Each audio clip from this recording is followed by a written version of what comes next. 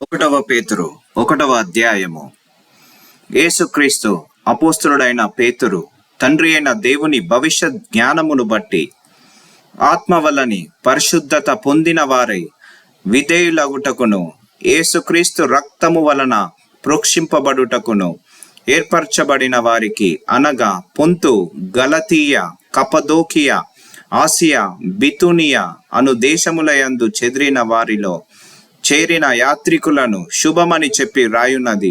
మీకు కృపయు సమాధానమును విస్తరిల్లును గాక. యేసుక్రీస్తు తండ్రి అయిన దేవుడు స్తుతింపబడును గాక. మృతులలో నుండి యేసుక్రీస్తు తిరిగి లేచుట వలన జీవముతో కూడిన నిరీక్షణ మనకు కలుగునట్లు, అనగా అక్షయమైనదియు నిర్మలమైనదియు వాడబారనిదియు అయిన స్వాస్థ్యమునకు కలుగునట్లు ఆయన తన విశేష కనికరము చొప్పున మనలను మరల జన్మింపజేసెను. కడవరి కాలమందు బయలుపరచబడుటకును సిద్ధముగానున్న రక్షణ మీకు కలుగునట్లు విశ్వాసము ద్వారా దేవుని శక్తి చేత కాపాడబడు మీ కొరకు ఆ స్వాస్థము పరలోకమందు భద్రపరచబడి ఉన్నది. ఇందువలన మీరు మిక్కిలి ఆనందించుచున్నారు గాని అవసరమును బట్టి నానా విధములైన శోధనల చేత ప్రస్తుతమును కొంచెము కాలము మీకు దుఃఖము కలుగుచున్నది. నశించిపోవు సువర్ణము అగ్ని పరీక్ష వలన శుద్ధపరచబడుచున్నది కదా. దానికంటే అమూల్యమైన మీ విశ్వాసము ఈ శోధనల చేత పరీక్షకు నిలిచినదై యేసుక్రీస్తు ప్రత్యక్షమైనప్పుడు మీకు మెప్పును, మహిమయు, ఘనతయు కలుగుటకు కారణమగును. మీరాయనను చూడకపోయినను ఆయనను ప్రేమించుచున్నారు. ఇప్పుడు ఆయనను కన్నులారా చూడకయే విశ్వసించుచు మీ విశ్వాసమునకు ఫలమును, అనగా ఆత్మరక్షణను పొందుచు చెప్పనశక్యమును మహిమయుక్తమునైన సంతోషము గలవారై ఆనందించుచున్నారు. మీకు కలుగు ఆ కృపను గూర్చి ప్రవచించిన ప్రవక్తలు ఈ రక్షణను గూర్చి పరిశీలించుచు తమయందున్న క్రీస్తు ఆత్మ క్రీస్తు విషయమైన శ్రమలను గూర్చియు వాటి తరువాత కలుగబోవు మహిమలను గూర్చియు ముందుగా సాక్ష్యమిచ్చునప్పుడు ఆ ఆత్మ ఏ కాలమును ఎట్టి కాలమును సూచించుచూ వచ్చెనో దానిని విచారించి పరిశోధించిరి.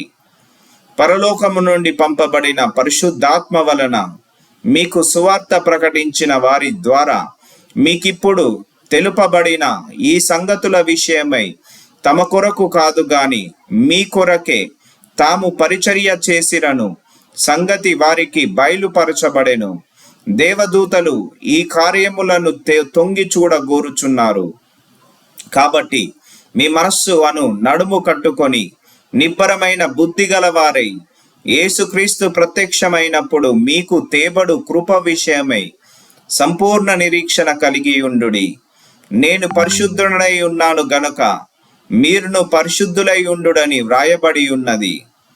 కాగా మీరు విధేయులగు పిల్లలై మీ పూర్వపు అజ్ఞాన దశలో మీకుండిన ఆశలను అనుసరించి ప్రవర్తింపక మిమ్మును పిలిచినవాడు పరిశుద్ధుడై ఉన్న ప్రకారము మీరును సమస్త ప్రవర్తనయందు పరిశుద్ధులై ఉండుడి.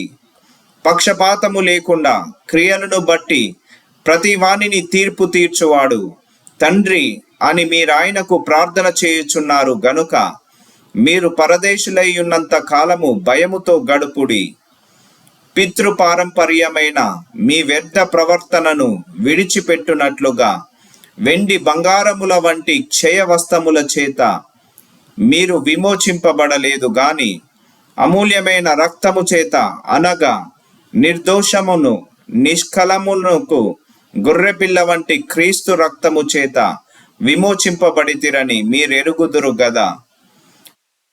జగత్ పునాది వేయబడక మునుపే నియమింపబడెను గాని తన్ను మృతులలో నుండి లేపి తనను మహిమనిచ్చిన దేవుని ఎడల తన ద్వారా విశ్వాసులైన మీ నిమిత్తము కడవరి కాలములయందు ఆయన ప్రత్యక్షపరచబడెను.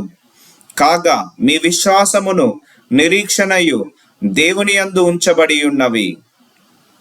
మీరు క్షయ బీజము నుండి కాక శాశ్వతమగు జీవము గల దేవుని వాక్య మూలముగా అక్షయ బీజము నుండి పుట్టింపబడిన వారు గనుక నిష్కపటమైన సహోదర ప్రేమ కలుగునట్లు మీరు సత్యమునకు విధేయులవుట చేత మీ మనస్సులను పవిత్రపరచుకొనిన వారేయుండి ఒకనికొకడు హృదయపూర్వకముగాను మిక్కటముగాను ప్రేమించుడి.